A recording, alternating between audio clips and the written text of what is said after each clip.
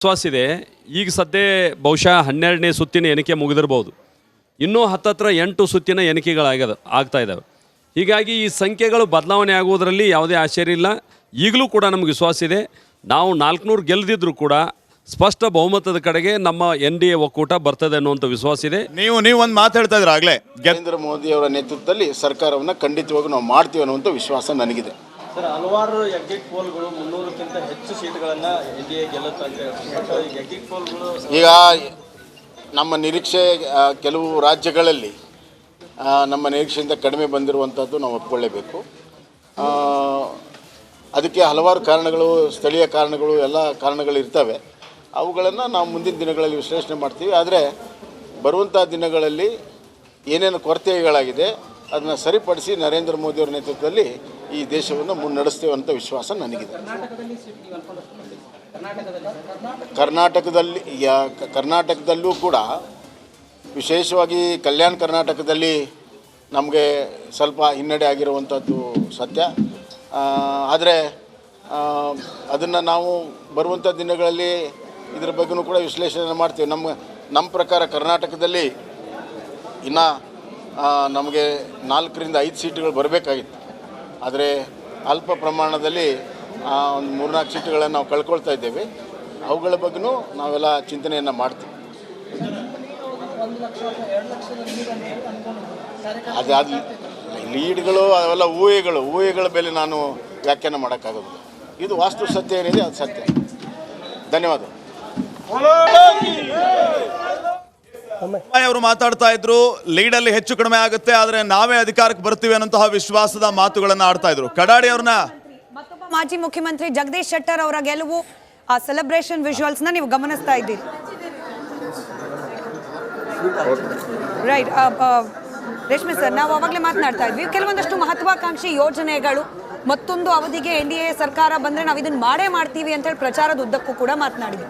ಅದರ ಭವಿಷ್ಯ ಏನಾಗುತ್ತೆ ಅಂತ ಅನೇಕ ಮೋದಿ ಅವ್ರನ್ನ ಅನುಮೋದಿಸೋ ವಿಮರ್ಶಕರೆಲ್ಲ ಸರ್ಜಿಕಲ್ ಸ್ಟ್ರೈಕ್ ಅಂತ ಮಾತಾಡಿದ್ರು. ನನ್ನ ಪ್ರಕಾರ ಮೋದಿ ಅವ್ರ ನಿಜವಾದ ಸರ್ಜಿಕಲ್ ಸ್ಟ್ರೈಕ್ 4: ಒಂದು ಡಿಮಾನಿಟೈಸೇಷನ್, ಒಂದು GST, ಒಂದು ಆರ್ಟಿಕಲ್ 370, ಇದು ಕೋವಿಡ್ ಲಾಕ್ಡೌನ್, ಆಮೇಲೆ ರೈತರ ಕಾನೂನುಗಳು. ಅಲ್ಲಿ ಹಿನ್ನಡೆ ಆಯಿತು, ವಾಪಸ್ ತಗೊಂಡ್ರು 1.5 ವರ್ಷದ ನಂತರ, ನಿಜ. ಆದರೆ ಮೋದಿ ಜಾಯಮಾನ ಏನಂತಂದರೆ ತನ್ನ ನಿರ್ಧಾರಗಳಿಗೆ, ತನ್ನ ಸಂಕಲ್ಪಕ್ಕೆ ಯಾವತ್ತೂ ಈ ನ್ಯೂಮರಿಕಲ್ ಮೆಜಾರಿಟಿ ಬಗ್ಗೆ ಕೇರೆ ಮಾಡಲ್ಲ. ಉತ್ತರ ಪ್ರದೇಶ ಚುನಾವಣೆ 2 ತಿಂಗಳಿದ್ದಾಗ ಯಾರಾದರೂ ಡಿಮಾನಿಟೈಸೇಷನ್ ಅಂತ ಒಂದು ಉಗ್ರ ಕ್ರಮ ಕೈಗೊಳ್ಳಿಕ್ಕೆ ಸಾಧ್ಯ ಇತ್ತಾ? ನೋಡಿ, ಗುಜರಾತ್ನಲ್ಲಿ ಬರೀ ವ್ಯಾಪಾರಿ ವರ್ಗ ಇದೆ. ಅವಾಗ ಪಟೇಲ್ ಪಾಟೇದಾರ್ ರಿಸರ್ವೇಷನ್ ನಡೀತಾ ಇತ್ತು, ಚಳುವಳಿ ನಡೀತಾ ಇತ್ತು. GST ತಂದರು, ಪಟ್ಟು ಹಿಡಿದ್ಬಿಟ್ಟು ತಂದರು. ಅವ್ರಿಗೆ ನಿಮ್ಗೆ ಮೀಸಲಾತಿ ಕೊಡೋಕ್ಕಾಗಲ್ಲ ಅಂತ ಹೇಳಿದರು ಪಟೇಲ್ರಿಗೆ. ನಾವು ಸಣ್ಣ ಪುಟ್ಟ ಜಾತಿಗಳು ಮೀಸಲಾತಿಗೆ ಇಟ್ಬಿಟ್ಟು ನಿಮ್ಗೆ ಕೊಡೋಕ್ಕಾಗಲ್ಲ, ಸುಪ್ರೀಂ ಕೋರ್ಟ್ಗೆ ಹೋಗ್ರಿ ಅಂತ ಹೇಳಿದರು. ಲಾಕ್ಡೌನ್ 3 ದಿವಸದಲ್ಲಿ ಜಾರಿಗೊಳಿಸ್ಬಿಟ್ರು. ಅದಾದ ನಂತರ ನೋಟ್ ಪ್ರಿಂಟ್ ಮಾಡಿ ಡಿಸ್ಟ್ರಿಬ್ಯೂಟ್ ಮಾಡಿದ್ರೆ ಒಪ್ಪಲಿಲ್ಲ. 24 ಲಕ್ಷ ಕೋಟಿ ಪ್ಯಾಕೇಜ್ ಯಾರಿಗೆ ಕೊಟ್ಟರು? ಎಲ್ಲಿ ಉತ್ಪಾದನಾ ಚಟುವಟಿಕೆ ಮತ್ತು ಉದ್ಯೋಗ ನಿರ್ಮಾಣ ಇರುತ್ತೆ ಅಲ್ಲಿ ಕೊಟ್ಟರು. ಪರೋಕ್ಷವಾದ ಸಬಲೀಕರಣ. ಜಾಗತೀಕರಣದ ಲಾಭದಿಂದ ವಂಚಿತವಾಗಿದ್ದು ಕೃಷಿ ಕ್ಷೇತ್ರ. ಆ ಜಾಗತೀಕರಣದ ಲಾಭ ಸಿಗಲಿ ಅಂತ ಅಂದ್ಬಿಟ್ಟು ಮನಮೋಹನ್ ಸಿಂಗ್ ನೀತಿಯನ್ನು ಅವ್ರು ಇಂಪ್ಲಿಮೆಂಟ್ ಮಾಡೋಕೆ ಹೊರಟಿದ್ದು. ಅಲ್ಲಿ ಎಷ್ಟು ಮಟ್ಟಿಗೆ ರೈತರ ಹೋರಾಟ ಆಗಿತ್ತು, ಅದು ಮಧ್ಯವರ್ತಿಗಳ ಹೋರಾಟ, ದಲ್ಲಾಳಿಗಳ ಹೋರಾಟ ಕೂಡ ಆಗಿತ್ತು ಪಂಜಾಬ್ನಲ್ಲಿ ನಡೆದ ರೈತರದ್ದು. ಆದರೆ ಮೋದಿ ಅವರು ನೋಡಿ, ಇವೆಲ್ಲ ಸಂದರ್ಭದಲ್ಲಿ ಕೂಡ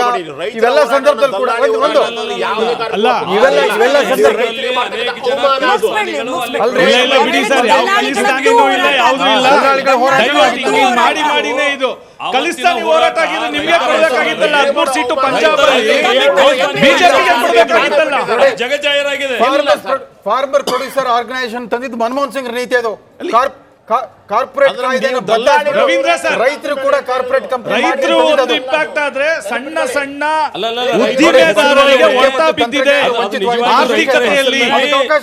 ಈಗ 2 ಅವಧಿಯಲ್ಲೂ ಕೂಡ, UP ಅವಧಿಯಲ್ಲೂ ಕೂಡ ಮನಮೋಹನ್ ಸಿಂಗ್ ಅವರಿಗೆ ಬಹಳ ದೊಡ್ಡ ಮಾರಕವಾಗಿ ಕಾಡಿದ್ದು DMK.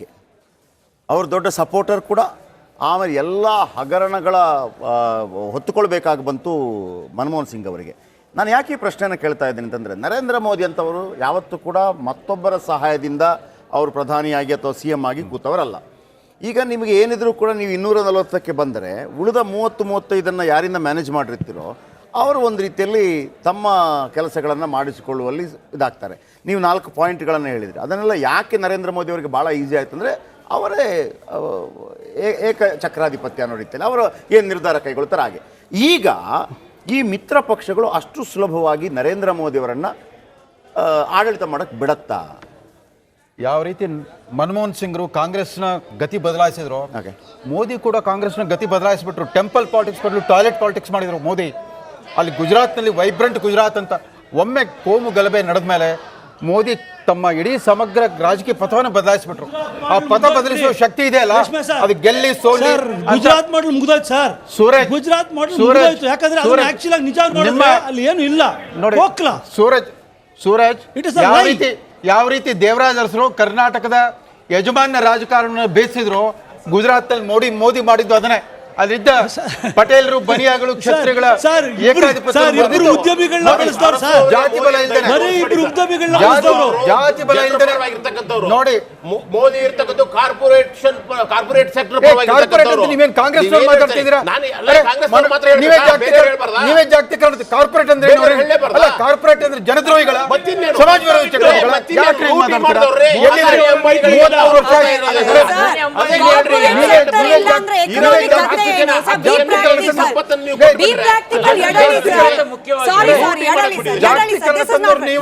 ನೀವು ಕಾರ್ಪೊರೇಟ್ ಸೆಕ್ಟರೇ ಬೇಡ ಅಂದ್ರೆ ದೇಶದ ಎಕಾನಮಿ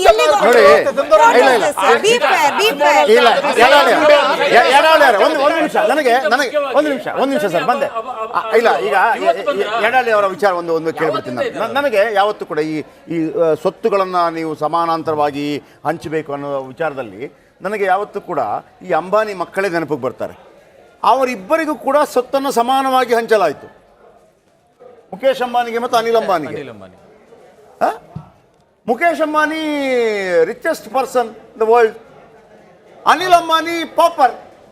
ಅದೆಂಗಾಗತ್ತೆ ಅಂದರೆ ನನಗೆ ಈಗಲೂ ನನಗೆ ಅಂದರೆ ಒಂದು ಕಮ್ಯುನಿಸ್ಟ್ ಸಿದ್ಧಾಂತ ಅದು ಒಂದು ಕಾಲದಲ್ಲಿ ಬಹಳ ಅದ್ಭುತವಾದಂಥ ಸಿದ್ಧಾಂತ, ಅದರಲ್ಲಿ ಎರಡು ಮಾತಿಲ್ಲ. ಈಗಲೂ ನೀವು ಅದನ್ನೇ ಮಾತಾಡ್ತೀರಿ ಅಂತಂದ್ರೆ ಆಮೇಲೆ ಅಭಿವೃದ್ಧಿ ಹೊಂದೋದಾದ್ರೆ ಹೇಗೆ?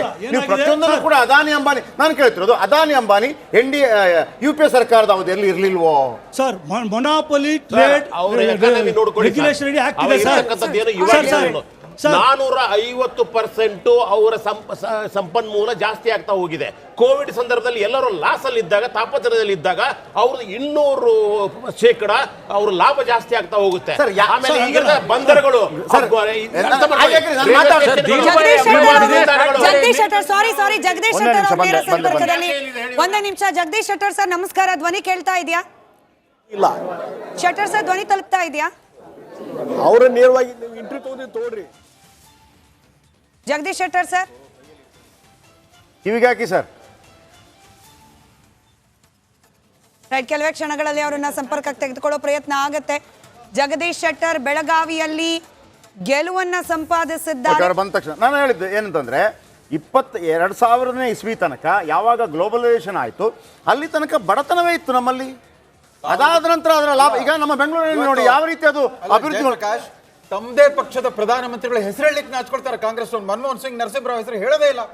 ನಿಮ್ಮ 125ನೇ ಸ್ಥಾಪನಾ ದಿವಸದ ಭಾಷಣದಲ್ಲಿ ಸ್ಕಿಪ್ ಮಾಡಿಬಿಟ್ರು ಸೋನಿಯಾ ಗಾಂಧಿ ಅವರು. 91ರಿಂದ 96ವರೆಗೂ ಸರ್ಕಾರವೇ ಇರಲಿಲ್ವೇನೋ ಅನ್ನೋ ರೀತಿಯಲ್ಲಿ ಮಾತಾಡ್ತೀರಾ. ಇವಾಗ ಮತ್ತೆ ನೀವು ಹಳೆ ಕಾಲದ ಗರಿಬೇಟೋ ಪಾಲಿಟಿಕ್ಸ್ ಮಾತಾಡೋಕೆ ಶುರು ಮಾಡ್ಬಿಟ್ಟಿದ್ರಿ. ಈಗ ನಾನು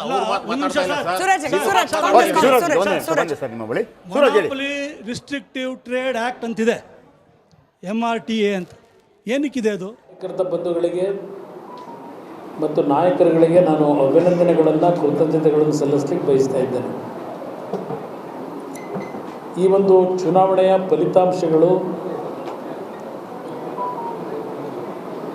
ದೇಶದ ಪ್ರಧಾನಮಂತ್ರಿಗಳಾಗಿರ್ತಕ್ಕಂಥ ನರೇಂದ್ರ ಮೋದಿಯವರು